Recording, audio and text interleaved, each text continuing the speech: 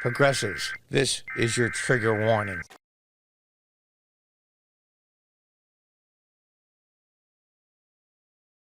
Hi, folks. Welcome back. And those of you that are new, welcome. Well. It's in all the news, of course, overshadowing the clown show of the DNC convention and getting all the press, sucking all the action out of the news. And what does Trump do? What does Kennedy do? RFK Jr. He sits down with Donald Trump and they negotiate like good businessmen do. And then he makes a decision. He's going to drop out, RFK is, and support Donald Trump. Now, I've got to say right straight out that this is classic Donald Trump. It just is. He wrote the book, as you can see, The Art of the Deal. Now he lost all that money in the bankruptcies and all that. A test of a good businessman, any person for that matter, is when things are really down, how you handle it. And he come out on the other side back when the Democrats loved him before he decided to run for president. Oh, Oprah, The View, all of them, they loved him. Joe and Mika Scarborough hugged him, and my friend Donald, and blah, blah, blah, blah, blah. But as soon as he ran for president as a Republican, he became the Antichrist. He became the Chancellor of Germany in the 1930s. It's exactly what happened. He pulled himself out on the other side, did very, very successful in business and in real estate. And that's what he did here with RFK Jr. and President Trump. This is the deal that he made. And as any good businessman, he made a good deal for himself, and he also made a good deal for RFK Jr., who desperately wants to be at the forefront of health issues, processed food, chronic illnesses. I can't go into the other things he did because his website won't allow it, but that is his mission in life, it seems, to take these terrible ingredients they're putting in processed food, and it's causing massive damage to our children and our population. My understanding is close to half of the people in the United States are obese by government standards. Now, some of us have a little gut. I have a little tiny one myself. I'm probably about 10 pounds overweight. I'm 5'9". You know, not the end of the world, but as you get older, it gets tougher. But make a long story short, I don't think it's half. I think it's probably 40% of the adult Americans in this country are obese. That is incredibly just off the hook ridiculous. And a lot of it is the processed food. I mean, I'll be 68 this November. I've never heard of a kid when I went to school that had ADHD. None. There's maybe one, maybe two kids max in my entire high school that had peanut allergies. What is it? 24% of all teenage girls are on some form of medication for their mental health. I mean, I can go on and on and on, but I won't. And we're going to talk about a little bit after. Let's just go over a couple of news articles, and then I'll make a final appeal to the RFK voters. For CNN to admit this is huge, is everything. That's what CNN's Eric Burnett reacts to RFK Jr.'s endorsement of Donald Trump. Now let's check it out. First time. Today, RFK Jr. had suspended his campaign endorsing Trump. Kennedy telling reporters that Trump had asked him to, quote, enlist him in his administration. Now, the latest swing state polls show Kennedy with 5 or 6% of the vote. And so when you think about it overall, you may say, well, that's not a big deal. Actually, if that is the case in swing states, it is huge. It is everything. It is more than the margin between Harris and Trump in some of those same states. And that's exactly right. And for CNN to admit this, they got to be pulling their hair out in panic behind the scenes like their hair's on fire. It's CNN and MSNBC are the worst. Maybe a close second is our government, who influences social media. I'll give you a classic example, the Hunter Biden laptop. which if anybody mentioned it on Twitter, of course it wasn't owned by Elon Musk back then, Facebook or anything else, you're immediately banned. The government asked them and sometimes told them to stifle information they knew was true, but pretended it wasn't. Remember the 51 intelligence service experts? They all lied under oath. Every one of them. Every single one of them. One, a former CIA director who, when he was younger, was a member of the Communist Party. That's a fact. Anyway, I digress. It is huge. Robert Kennedy Jr. suspended his campaign on Friday and endorsed President Trump, and the Democrat media complex is melting down. Well, yeah, because they were just gushing over the Democrats' convention. Oh, man, it was so sweet. I almost got diabetes just watching it. It was off the hook. I mean, yeah, I can see, all right, if your network likes a certain candidate, you lean towards that way to make him look as good as possible. This was just completely disgusting. How does any of you Italians out there know? It gave me agita.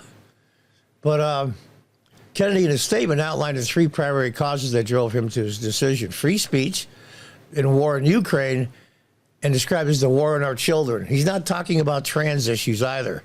He's talking about the health of our children. Now, I'm at that age where I just missed the polio epidemic. Every summer, every city, one kid would get polio, and every pool, whether it be on private property or schools or church property, would close down. They were afraid. We've done a lot of things to stop childhood diseases like polio. But what's happened over time is you eat so much processed food, specifically since basically you're born all the way up through your teenage into adulthood, and the disasters that it's caused. Like I said, I have to look really hard. I have to look through my yearbook, just try to remember the couple of kids in my entire high school, they had a peanut allergy. It just didn't happen. Now, we had our usual stuff. I had hay fever, and I had allergies to, plants and stuff like that. You'll always have that. But the fact of the matter is, slowly over time, drip by drip, drop by drop, the American children, and especially the Americans as a whole, has slowly poisoned our food supply. There was a TV show once. It was basically about the assassination of President Kennedy. I don't know if you saw it, where a guy goes back in time. An old man was showing him how to do it. And he goes back just before the Kennedy assassination. And his job was to try to stop the assassination. And he turns to him and he says, one thing you're going to notice when you go back to the 60s, how good the food tastes. It's amazing, he says. And then one scene, I think it's James Franco. He's sitting at a diner eating a piece of pie and a cup of coffee, apple pie. And he's eating, he goes, oh my gosh, this is the best pie I ever had. This is the best coffee I ever had. It's true. It's absolutely true. Ask your parents or your grandparents, if you're older like me, what food was like.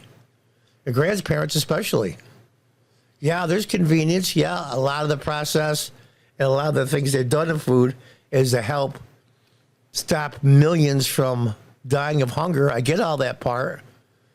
But they've gone too far, and it's a huge, huge business. In fact, RFK Jr. calls it big agra. There's big pharma, there's big oil, there's big agra is maybe more than all of them combined. It's just amazing. And let's go back to what I said at the beginning of the video. Donald Trump is a deal maker. It's as simple as that. RFK Jr. got effed over by his own party, whose uncle was assassinated president, and whose father was a sitting U.S. senator, probably would end up being president because he was killing people in the primaries as a Democrat. I remember when I was a boy. It happened a week after my birthday. I was born on November 16th. And Kennedy got shot. My mother told me later, you were really upset because you said it ruined your birthday. I had the presidential portrait picture of John F. Kennedy on my wall. And on my desk as a boy, I had the bust of John F. Kennedy. And now that my mom passed away, I'm executive of the estate. I'm hoping to find it maybe in a box somewhere, and I can get that back and maybe give it to my one of my grandkids or whatever. It's just I was a huge Kennedy fan even as a boy. I just loved the guy. But I digress. Donald Trump made a deal, a very good deal, because that's what he does. If he could get off the nitpick stuff and stay on issues and make deals like this, he'll win. He'll win no matter how much they rig the game. He'll win.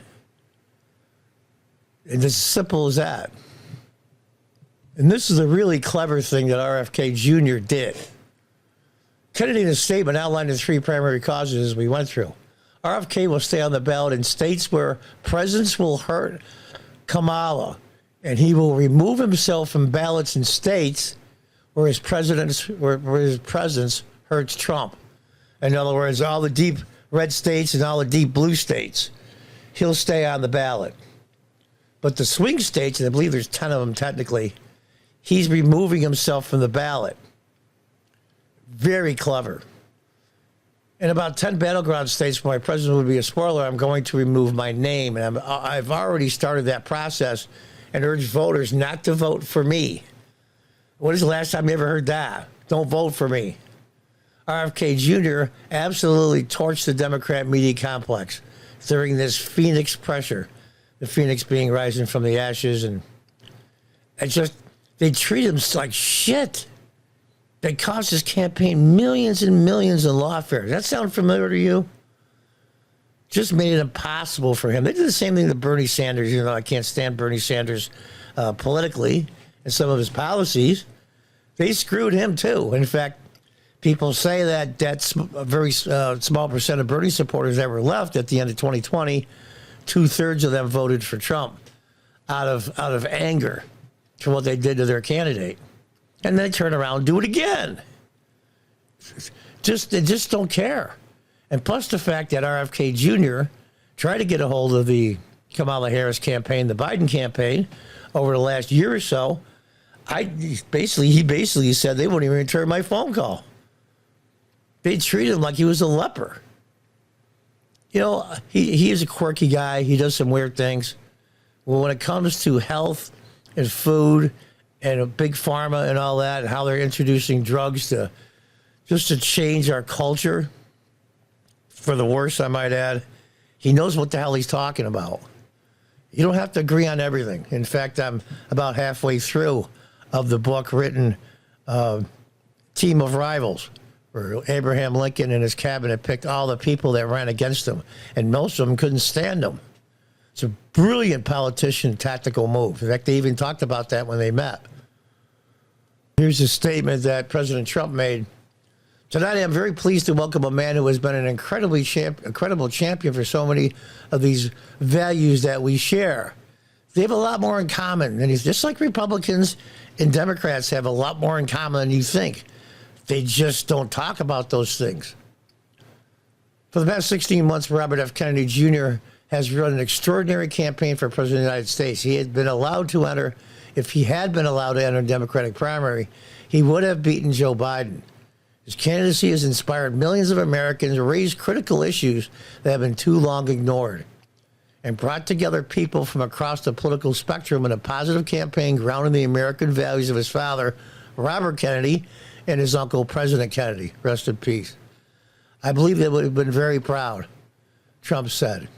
He's also anti-war. These wars that we get into that take trillions of dollars over time.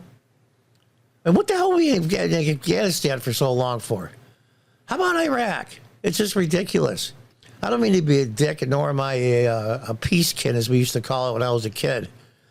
But all these military bases all over the place. What are they for? They're not protecting anything. It's costing us tons of money.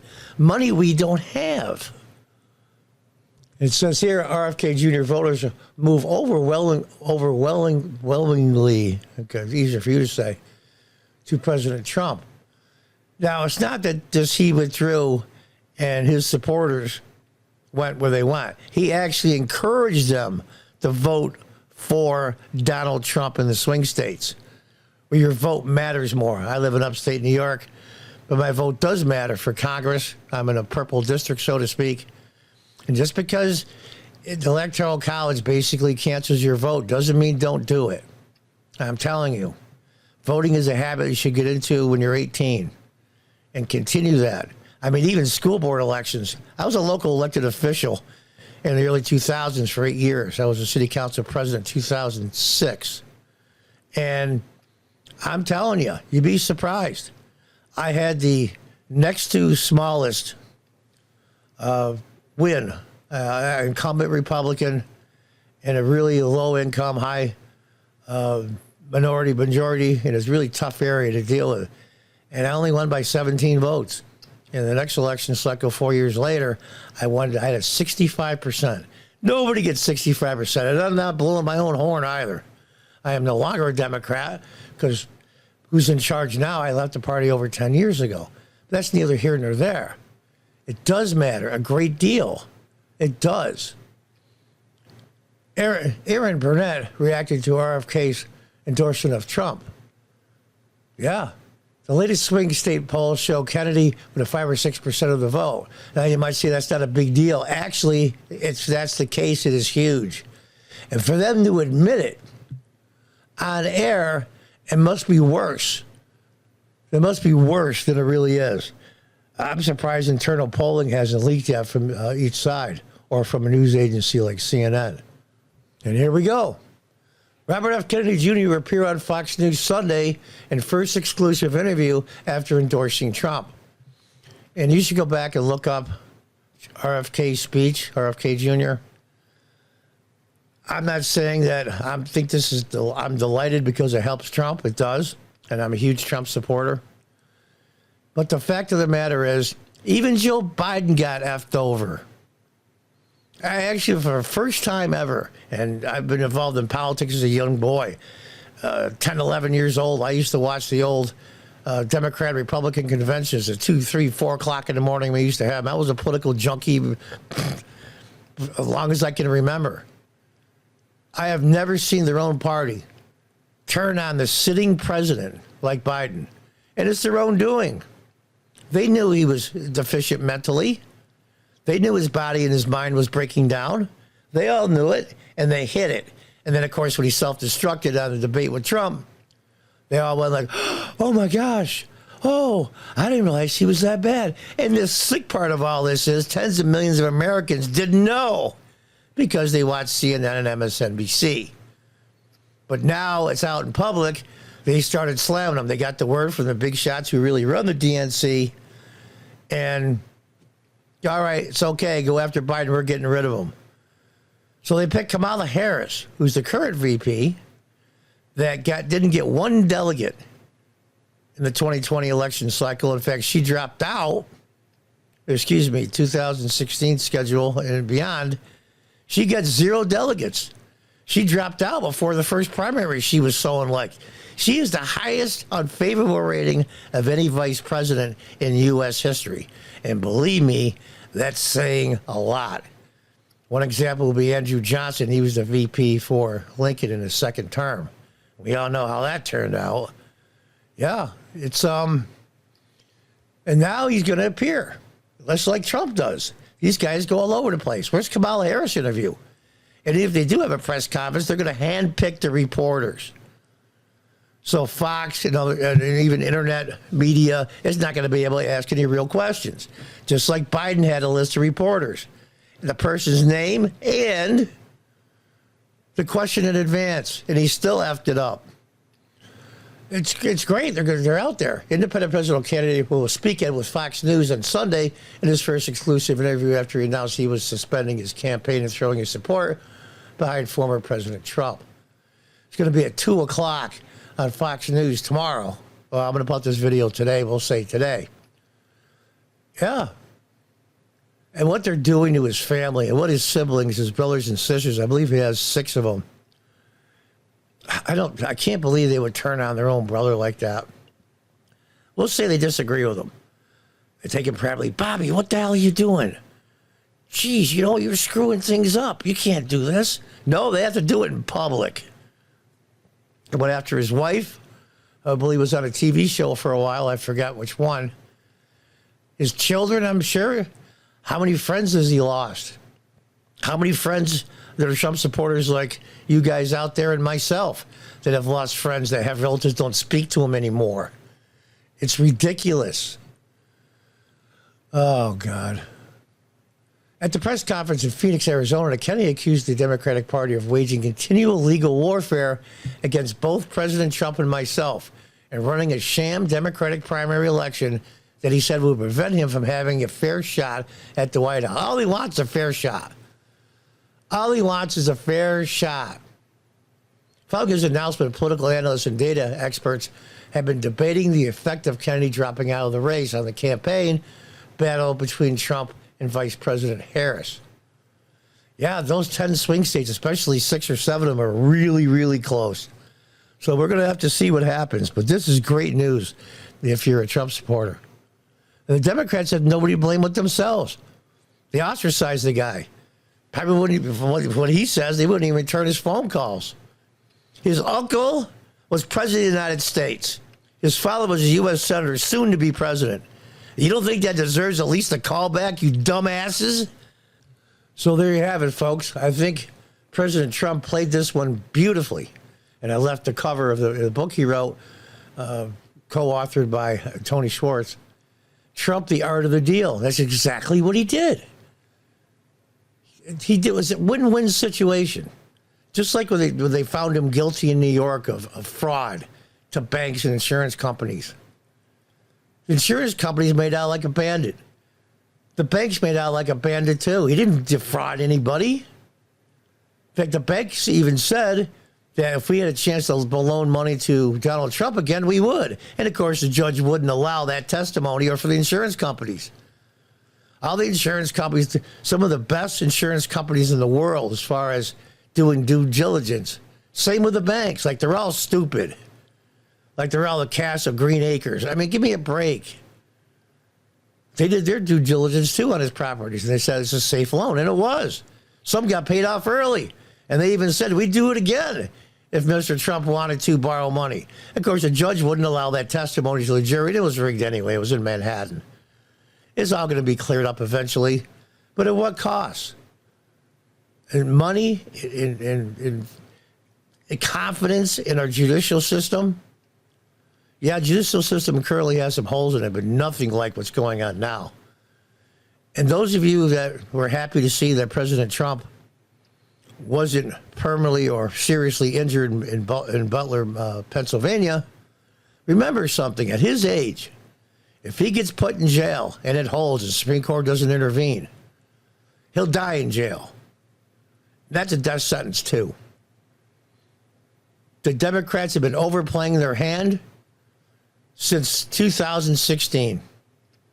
And it's all coming to a head. And I really pray that things don't explode politically and socially. So Trump pulled it off, the art of the deal. Good for him. Good for him. Until the next time, God bless, goodbye, and good luck.